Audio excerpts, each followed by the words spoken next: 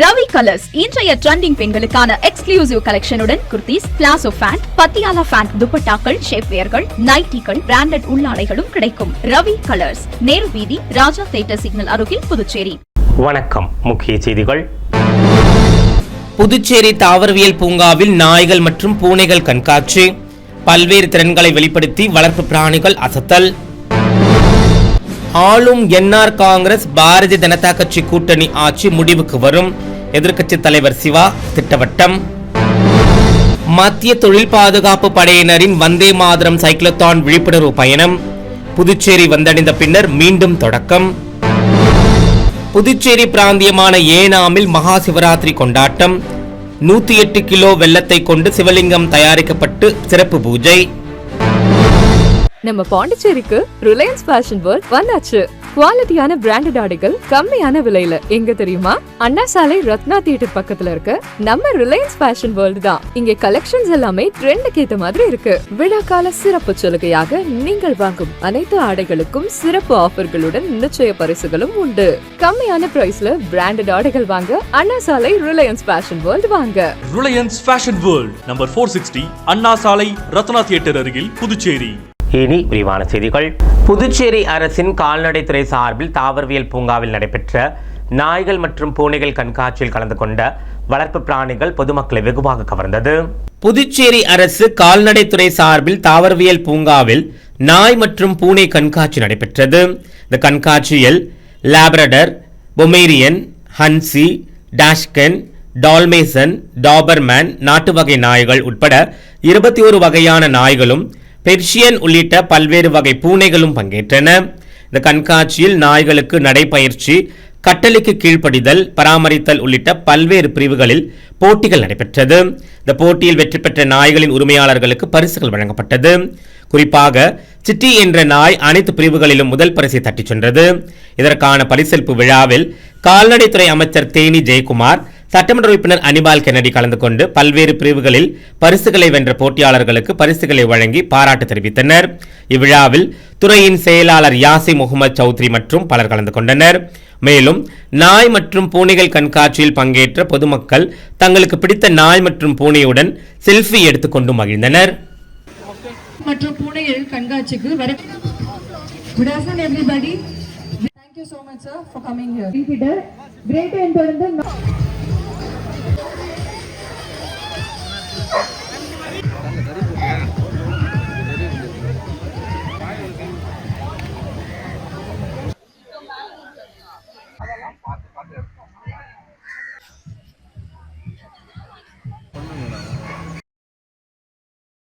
புதுச்சேரியில் ஆளும் என்ஆர் காங்கிரஸ் பாரதிய ஜனதா கட்சி கூட்டணி ஆட்சி முடிவுக்கு வரும் என எதிர்க்கட்சி தலைவர் சிவா உறுதிபட தெரிவித்துள்ளார். புதுவை மாநில மனிதநேய மக்கள் கட்சி சார்பில் எழுச்சி மாநாடு நடைபெற்றது. மாநாட்டில் பேராசிரியரும் சட்டமன்ற உறுப்பினருமான ஜவஹாருல்லா, அப்துல் சமத் ஆகியோர் சிறப்புரையாற்றினர். மாநாட்டில் புதுவை மாநில திமுக அமைப்பாளரும் எதிர்க்கட்சி தலைவருமான சிவா கலந்து கொண்டு பேசினார். அப்போது அவர் பேசுகையில், புதுவையை ஆளும் என்ஆர் காங்கிரஸ் பாரதிய ஜனதா கட்சி கூட்டணி ஆட்சியை முடிவுக்கு கொண்டுவர மக்கள் தயாராகிவிட்டதாக கூறினார். மக்கள் மனதில் மௌன புரட்சி ஏற்பட்டுள்ளதாகவும் வருகிற சட்டசபை தேர்தலில் இந்தியா கூட்டணி வெற்றி பெறும் என்றும் அவர் கூறினார். மத்தியிலும் மாநிலத்திலும் ஆட்சி மாறும் என்றும் அப்போது நிச்சயமாக புதுவைக்கு மாநில அந்தஸ்து கிடைக்கும் என அவர் நம்பிக்கை தெரிவித்தார். புதுவையில் தொழில் வளர்ச்சி சுருங்கிவிட்டதாக குற்றம் சாட்டிய அவர், தமிழகத்தில் மாவட்ட தலைநகரங்களில் கூட ஐடி பார்க் உள்ளதாகவும், ஆனால் மாநில தலைநகரமான புதுவையில் தற்போது வரை இல்லை என அவர் தெரிவித்தார். புதுவை விமான நிலையத்தை விரிவாக்கம் செய்யவில்லை என்றும், காரைக்கால் துறைமுகத்தை தனியாரிடம் விட்டுவிட்டதாகவும், புதுவை துறைமுகத்தை செயல்படாமல் தடுப்பதாகவும் அவர் மேலும் குற்றம் சாட்டினார். மத்திய தொழில் பாதுகாப்பு படையினரின் வந்தே மாதரம் சைக்ளோத்தான் விழிப்புணர்வு பயணக்குழு புதுச்சேரி வந்தடைந்து மீண்டும் தங்களது பயணத்தை தொடங்கியது. கடலோர பாதுகாப்பு குறித்து விழிப்புணர்வை ஏற்படுத்தும் வகையில் தேசிய ஒற்றுமை மற்றும் சமூக பங்களிப்பை மேம்படுத்தும் நோக்கில் மத்திய தொழில் பாதுகாப்பு படை கடந்த ஜனவரி 28ஆம் தேதி முதல் பிப்ரவரி மாதம் 22ஆம் தேதி வரை வந்தே பாரதம் கடலோர சைக்கிளத்தான் விழிப்புணர்வு சைக்கிள் பயணத்தை மேற்கொண்டுள்ளது.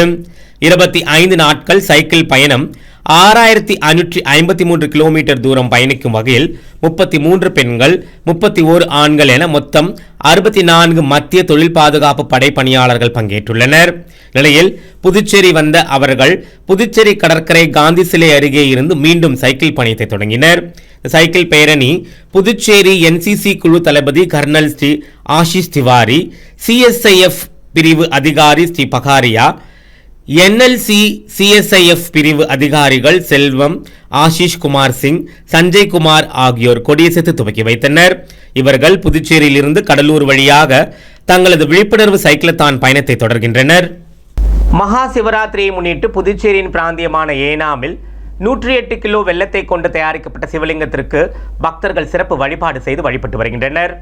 நாடு முழுவதும் மகா சிவராத்திரியை முன்னிட்டு அனைத்து சிவன் கோவில்களிலும் சிறப்பு வழிபாடு நடைபெற உள்ளது. அந்த வகையில் ஒவ்வொரு பகுதியிலும் பலவிதமாக சிவலிங்கங்கள் உருவாக்கப்பட்டு சிறப்பு பூஜைகள் நடைபெறுவது வழக்கம்.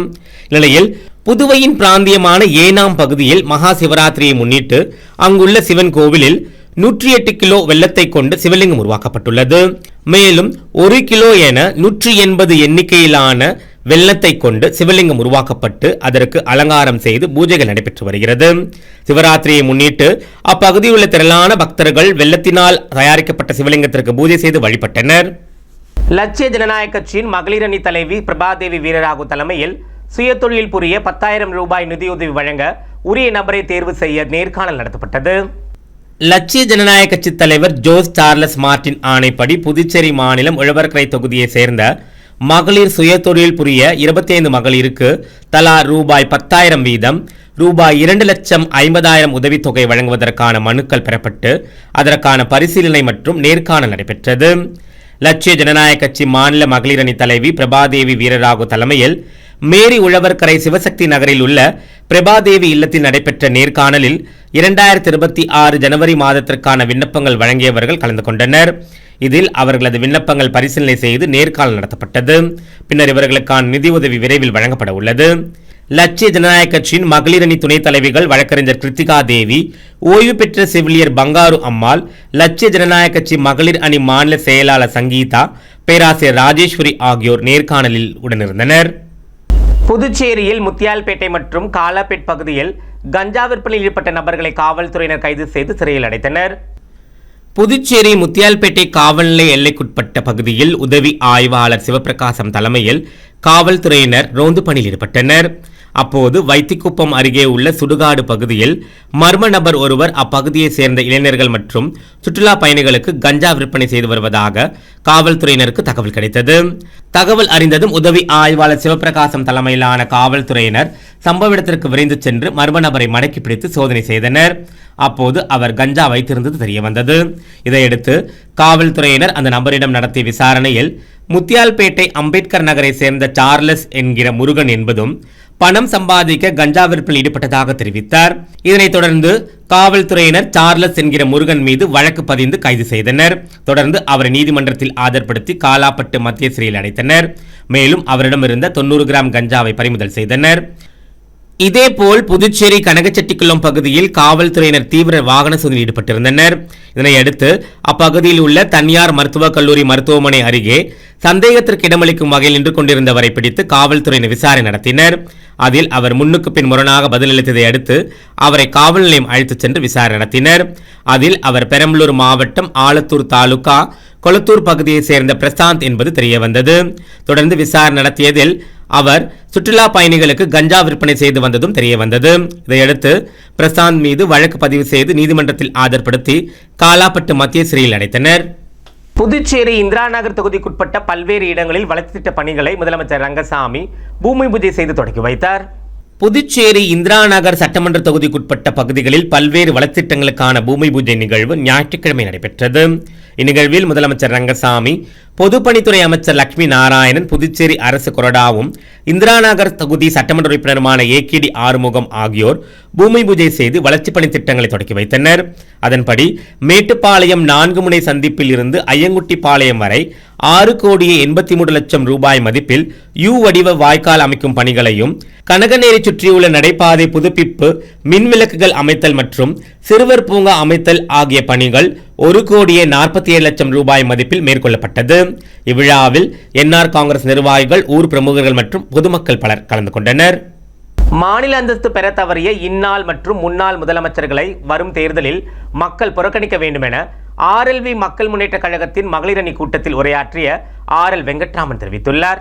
புதுச்சேரி ஆர்எல்வி மக்கள் முன்னேற்ற கழகத்தின் மாநில மகளிரணி நிர்வாக மற்றும் செயற்குழு கூட்டம் மாநில மகளிரணி தலைவி வாசுகி ஸ்ரீராமமூர்த்தி தலைமையில் கழகத்தின் தலைமை அலுவலகத்தில் நடைபெற்றது. கூட்டத்திற்கு மாநில மகளிரணி துணைத் தலைவி ரூபினி, பொதுச் செயலாளர் கீதா, பொருளாளர் லட்சுமி பிரியா, செயலாளர் அமுதா ஆகியோர் முன்னிலை வகித்தனர். கூட்டத்தில் மாநில நிர்வாகிகள் சிவகுமரன், சிவகுமார், கோமதி உள்ளிட்ட ஏராளமானோர் கலந்து கொண்டனர். கூட்டத்தில் கலந்து கொண்ட அனைத்து மகளிரணி மற்றும் மாநில நிர்வாகிகளுக்கும் மாநில மகளிரணி தலைவி வாசுகி பொன்னாடை அணிவித்து கௌரவித்தார். பிறகு கூட்டத்தில் பேசிய தலைவி வாசுகி, காற்றாலையின் ரெக்கைகள் நன்றாக சுற்றினால்தான் நல்ல காற்று கிடைக்கும் என்றும், அதுபோல மகளிரணி நிர்வாகிகள் காற்றாலையின் ரெக்கைகள் போன்று ஆர்எல்வி மக்கள் முன்னேற்ற கழகத்தில் செயல்பட்டால்தான் கழகத்தை மக்கள் மத்தியில் சென்று சேர்க்க முடியும் என கூறினார். மாநில மகளிரணி கூட்டத்தில் ஆர்எல்வி மக்கள் முன்னேற்ற கழகத்தின் மாநில தலைவர் ஆர்.எல். வெங்கட்ராமன் கலந்து கொண்டு சிறப்புரையாற்றினார். அப்போது அவர் கூறுகையில், புதுச்சேரி தற்போது போராட்டக் களமாக காட்சியளிப்பதாகவும், அதற்கு காரணம் புதுச்சேரிக்கு என்று தனி மாநில அந்தஸ்து இல்லாததே என்றும் குற்றம் சாட்டினார். அதற்குண்டான நடவடிக்கை எடுக்க தவறிய முதலமைச்சர் ரங்கசாமி, முன்னாள் முதலமைச்சர் நாராயணசாமி ஆகிய 2 சாமிகளையும் வீட்டுக்கு அனுப்ப 2026 சட்டமன்ற தேர்தலில் மக்கள் முடிவெடுக்க வேண்டும் என்றும் அவர் கேட்டுக்கொண்டார். புதுச்சேரி மேட்டுப்பாளையம் கனரக ஊர்தி வாகனம் நிறுத்தும் இடத்தில் கத்தியுடன் சுற்றி வந்த வாலிபரை காவல்துறையினர் கைது செய்து விசாரணை மேற்கொண்டு வருகின்றனர். புதுச்சேரி கோரிமேடு காவல்துறையை சேர்ந்த காவலர்கள் பிற்பகல் வாக்கில் தீவிர ரோந்து மற்றும் கண்காணிப்பு பணியில் ஈடுபட்டிருந்தனர். அப்போது மேட்டுப்பாளையம் கனரக வாகனங்கள் நிறுத்தும் இடத்தில் ஒரு வாலிபர் சந்தேகப்படியாக சுற்றித் திரிந்தார். அவரை பிடித்து சோதனையிட்டதில் இடுப்பில் கத்தியை மறைத்து வைத்திருந்து தெரியவந்தது. இதையடுத்து அவரை காவல் நிலையம் அழைத்து வந்து விசாரித்ததில் புதுச்சேரி செயின்ட் பால்பேட் பகுதியைச் சேர்ந்த காக்காமுட்டை மதன் என்று தெரியவந்தது. அவரை கைது செய்து கத்தியை கைப்பற்றி காவல்துறையினர் அவரை சிறையில் அடைத்தனர். அடுத்து வருவது புதுவையில் இன்றைய தங்கம் மற்றும் வெள்ளி விலை நிலவரம். இன்றைய தங்கம் வெள்ளி விலை விவரம். புதுவையில் இன்றைய தங்கம் வெள்ளி விலை விவரம் வழங்குபவர்கள் முத்து கோல்ட் ஹவுஸ், பாண்டிச்சேரி. தங்கம் 1 கிராம் 14,460 ரூபாய். இன்றைய தங்கம் வெள்ளி விலை விவரம். வெள்ளி 10 கிராம் 2,770 ரூபாய். இத்துடன் ஏஎம் செய்தி நிறைவடைந்தன. வணக்கம். உங்கள் முத்து சில்க் ஹவுஸின் புதுச்சேரி நேரு வீதி வணிக திருவிழா வருகின்ற ஜனவரி 1 முதல் பிப்ரவரி 20 வரை. நீங்கள் வாங்கும் ஆடைகளுக்கு பரிசு கூப்பன்களை பெற்று உங்களுக்கான பரிசுகளை வென்று மகிழ்ச்சி அடையுங்கள். முத்து சில்க் ஹவுஸ் 23ஆம் ஆண்டு இனிய தொடக்கத்துடன் வெள்ளி விழாவை நோக்கி வீரநடை போடும் AMN TV 2020 டிஜிட்டல் தளத்தில் அடியெடுத்து வைத்த AMN YouTube news channel Puducherry, France மற்றும் உலகமெங்கிலிருந்தும் 1 லட்சம் சப்ஸ்கிரைபர்களுடன் 3 கோடி பார்வையாளர்களை கடந்து அனைவரின் ஏகோபித்த ஆதரவுடன் உள்ளூர் தொலைக்காட்சிகளிலேயே அதிக சப்ஸ்கிரைபர்களுடன் நம்பர் 1 நியூஸ் சேனலாக உங்கள் முன் AMN TV Pondicherry YouTube channel.